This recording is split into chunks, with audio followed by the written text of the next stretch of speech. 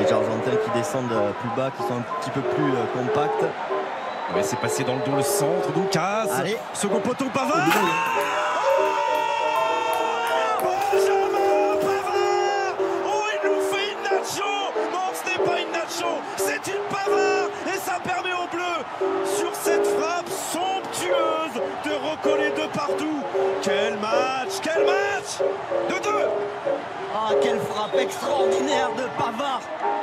Incroyable le positionnement du pied, l'équilibre, la frappe, la trajectoire, magnifique! Dans un moment tellement dur, tellement difficile pour les Bleus. Et il se calme, il est en train de se replacer tranquillement à son poste, Benjamin Pavard, comme si rien ne s'était passé. Pourtant, il s'est passé ça, Vicente. Regardez-moi ça, là, il y a le centre de l'arrière.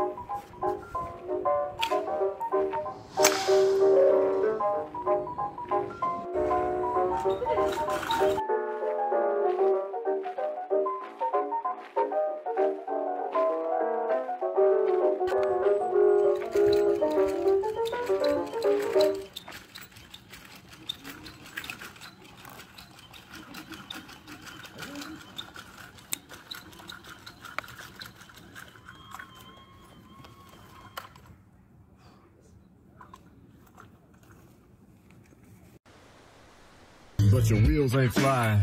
You gotta hit us up to get a pimped out ride. You got to pimp my ride. Salut à tous, c'est Félicien Cloarec de l'IUT de Cachan. Bienvenue dans un nouvel épisode de Customise ton robot. Mais qu'est-ce que c'est que ça? Qu'est-ce que Ah, c'est? c'est une télécommande, mais à quoi ça peut bien nous servir? Pourquoi est-ce qu'elle est là aujourd'hui? C'est pour notre nouveau projet, je vais pas vous mentir les gars. Cessons de bavarder, je vais vous présenter ça. Je vais désormais soulever cette bâche pour vous présenter le projet. Le robot marcheur 2021 les amis. Ouais, on a vraiment bien bossé, mais... Regardez-moi ça les gars, la concurrence a peur parce qu'on peut tirer, marcher et même tourner. Paul, je vois que tu as des étoiles dans les yeux mon ami, ça me fait plaisir. Désormais, je vais vous présenter l'équipe, maintenant. Henri, tu étais en charge de la direction, alors dis-moi, qu'est-ce que tu as fait sur le projet? Je te laisse faire mon gars. Laissez-moi vous présenter le principe de la direction, c'est vraiment très simple. Comme vous pouvez le voir, ça fonctionne avec un parallélogramme déformable. On a monté des roues de diamètre 70 mm pour pouvoir rouler à pleine vitesse. Comment on a fabriqué ça? C'est très simple, avec de la découpe jet d'eau, des tours et des fraiseuses. Ça marche vraiment super bien. Ce système impressionnant utilise un servomoteur avec un débattement de 60 degrés, un rayon de braquage vraiment unique. Ok Henri, merci pour ta présentation, c'était très intéressant. Et je sais que tu as fourni beaucoup de travail, tu as fait une CAO simple et efficace. T'inquiète pas. Merci. Hey Paul, mon frère, comment ça va? Comment va ta femme? On a divorcé la semaine dernière. Excellent, maintenant présente-nous ta partie tir s'il te plaît. Avec plaisir. J'ai été principalement en charge de la marche du robot. Tout d'abord, nous avons opté pour la cinématique de Clan, une cinématique simple, mais qui a fait ses preuves dans le milieu. Regardez cette maquette. Après des heures de calcul et de dimensionnement sur les outils cinématiques de Solid Edge, j'ai fini par trouver les dimensions parfaites de chaque patte pour avoir la trajectoire la plus optimisée. Enfin, après avoir fini la cinématique, je suis passé à la fabrication des pièces, en découpe jet d'eau principalement. 6 pièces parfaitement emboîtées pour un mouvement fluide. Regardez cette bielle et son évidement pour alléger le poids. Enfin, pour la transmission moteur, on a directement relié un axe traversant le moteur aux 2 vilebrequins qui étaient reliés aux pattes, qu'on a spécialement moulés en ça pour l'occasion. Regardez comme ils sont beaux. Les pattes sont fixées au vilebrequin par une bielle et elles sont aussi reliées à 2 axes qui traversent complètement le robot. Pour maintenir le tout, on a un cutter fait de tôle de 4 mm d'épaisseur en aluminium plié avec notre plié Scully. Elle nous a beaucoup été utile sur ce projet. Ouais, ça c'est du robot, mec.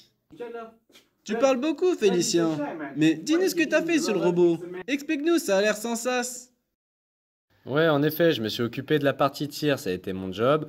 J'ai fait un système de canons et de percuteurs reliés par un chargeur. Le système consiste à entraîner depuis un servomoteur des engrenages qui permettront de faire tourner le percuteur, qui lui-même entraînera le chargeur et basculera une balle. Une fois que le percuteur est bien reculé, il tend un ressort et cela va permettre en relâchant la pression de tirer la balle. J'ai même fait une maquette de test en MDF et à l'aide de la découpe laser. Elle ressemblait à ça, c'est utile pour les tests. Mais honnêtement, je préfère mon nouveau système.